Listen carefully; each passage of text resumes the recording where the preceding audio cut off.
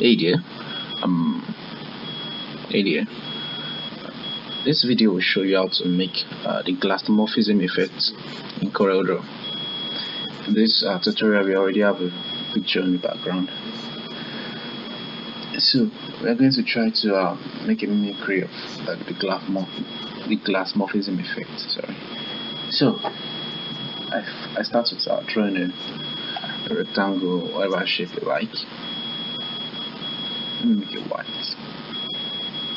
And remove the background by right clicking on the no fill well. Okay, so using the shape tool, I'm going to draw a curve. It's just a slight curve. Now that I've done that, I'm going to come back here. Now I'm supposed to just duplicate. That's Ctrl D, but it offsets the duplication. Like, to avoid this, I'm going to come to layouts and document options. Then I'm going to, at this place, I'm going to change everything to 0 for both axes. Then okay. So now if I press Ctrl D, duplicate like directly on top of it. So what we are going to do here is we are going to mimic a soft glass like that frosted glass appearance on this top layer of the same bitmap. So that's going to affect blur and Gaussian blur. So okay,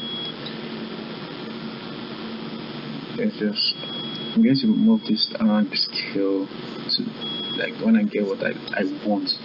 You can go for any level of blur you want, but I think that's a little too extreme for me. I think I'm good with something like this. So I select OK. Now let me make this a little bigger.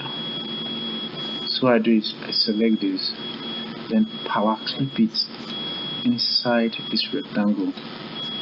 To come again, I selected this layer, the top layer, the one I applied the Gaussian blur on, then I power clipped it inside this rectangle, and as you can see, it gives us that feel. Now if you notice there's a sliver of white. The reason why this sliver is a thing with CorelDRAW. It usually shows the color of this shape as a slight border. So to remove the color, you can just like give the shape an empty fill. So now we don't have any distance there. But now we might want to add a cool border effect like a glass. So what I do is I give it like maybe white or something. Then I come in and give it a width of, let's say 2.0. I think 2.0 is too much. Let's give it 1.0.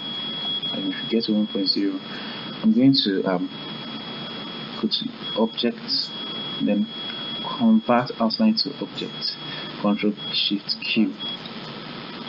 So now we have a shape made out of the outline. So I'm going to make a dynamic fill, basically a gradient using like some colors. Let me see, blue, and I think red will be cool also, reddish tint. Okay, I think that we're good there. Let me just keep saying. Yeah, I think that's cool. Yes, it's not really realistic because it's too obvious, so we are going to withdraw the opacity or the transparency in this case down a bit. Okay, so I think that's fine now, but then it's not still really popping, so we need to add a shadow. And to add a shadow, I'm just going to duplicate it. In this case, I'm duplicating this object by right clicking after I've dragged it. So it brings this little plus mark beside the cursor, and there we go. But I want to get rid of the image inside this. So a quick way to do it is just to go to frame type, then select remove frame. When I do that, You can see there's no color, so I have to put my black there. And I come to effects, blur, and Gaussian blur. I'm trying to give a shadow effects. So now, one cool thing about CorelDRAW, I want to put this image this shape behind the glass. So what I do is I select this and I go to order, in front of, and I'm using the arrow. I select this. It's actually put it in front. Sorry, what I wanted to do was to put it behind this. What's happening? What is happening? Okay, sorry, behind this. So there we go. It's now behind it. So let me reduce the transparency a bit. So it's actually obvious, but not really overshadowing. No, that is unacceptable. Okay, so I think something like this is cool already, but I actually feel the shadow is too much, so I'm going to come back here to reduce the Gaussian blur. Somewhere around there should be fine.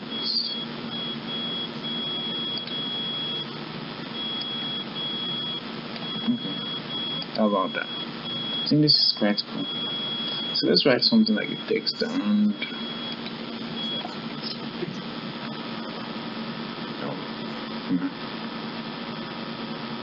okay, and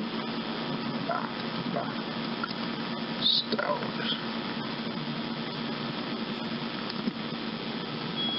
And I got this really cool font. I think from Behance or Dribble, Nordic.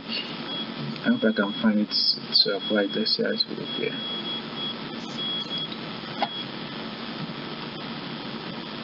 I think you just search either painting or okay, yeah. Okay. No, we don't do that. We don't do that here. Okay, so this is some Alibaba stuff. I think, let me see. I was tempted to use white because white usually pops up in glass, stuff like this. So, but then it's always cool to always have that interactive feel or gradient, if you will. So that is the end of our. That's going to be the end of this tutorial actually. And my name is Stephen Demo. And if you are CorelDRAW user and you want to know faster way to do things, I'm going to post stuff like that here. I'm also a CorelDRAW user, obviously. So if you would like to see more of this, please subscribe, and if you like the video, you learned something, you can give it a like. If you didn't like something about it, you can dislike it. That will make you feel better, but please do tell me what you dislike about the movie, about the video, so I can improve on it next time. So thank you for watching.